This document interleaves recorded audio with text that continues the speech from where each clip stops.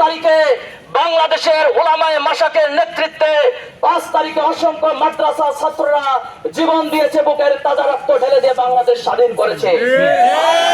ইন্ডিয়ার দালালেরা, ইন্ডিয়ার সন্ত্রাসী বাহিনী দ্বারা বাংলাদেশের বিশ্ব ইজতেমার মাঠে সাতপন্থী লোকেরা যে নৃশংস হত্যাকাণ্ড চালিয়েছে, এর জন্য বাংলাদেশ থেকে উচ্চ পর্যায় থেকে বাংলাদেশের সর্বোচ্চ উচ্চ বিদ্যাপীঠ হাটহাজারী মাদ্রাসা থেকে যে ফতোয়া জারি করা হয়েছে, বিশ্বের সর্বোচ্চ বিদ্যাপীঠ দেওবন্দ থেকে যে ফতোয়া জারি করা হয়েছে, আপনারা ইন্টারনেটের যুগ সব দেখতেছেন। কালার এক্সপার্ট, জর্জ স্যাপ এবং মাইল্ড অন হ্যান্ডস টেকনোলজি সমৃদ্ধ অরিক্স ক্রিস্টাল ওয়াশ আপনার লন্ড্রি এক্সপার্ট। আমরা স্পষ্ট ভাষায় বলতে চাই, রাজশাহী মার্কাজকে একমাত্র উলামায়ে কেরামের নেতৃত্বে, বাংলাদেশের উলামা মাশায়েখের নেতৃত্বে রাজশাহী মার্কাজের সমস্ত কার্যক্রম চলবে। চাচা করার জন্য যুগে যুগে রক্ত দিয়েছে, জীবন দিয়েছে।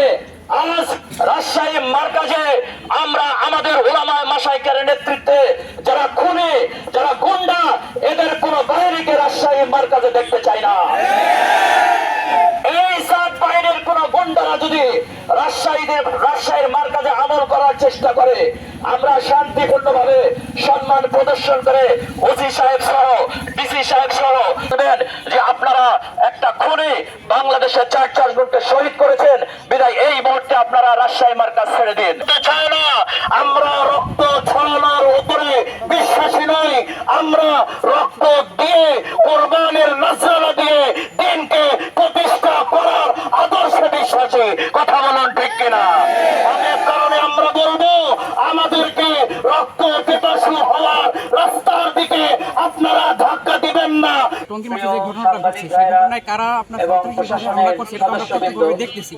তাই যারা সন্ত্রাসীভাবে আপনার হামলা করছে, তারা এখনো দাওয়াতের তবলিগের কাজ, তারা ওই কাজটা করার মতো কোনো অধিকার তারা রাখে নাই। তাদের যে অধিকার সন্ত্রাসী হামলার মাধ্যমে সেই অধিকার তারা বঞ্চিত হয়েছে এবং তাদেরকে সন্ত্রাসী আখ্যায়িত করে তাবলিগের উচ্চ পর্যায়ের মেহনত থেকে তাদেরকে বের করে দেওয়ার জন্য আমাদের এই দাবিটাই যে রাজশাহী মার্কাজ সহ বাংলাদেশের যতগুলো মার্কাজ আছে সব মার্কাজকে সাদিয়ানি মুক্ত করে দিয়ে আলেমে সুরা যারা আছে বা সুরাই নিজামী যারা আছে তাদের অধীনে যারা তাবলিগের এই কাজ পরিচালিত হয়, আমরা মূলত সেই দাবি নিয়ে এখানে আসছি।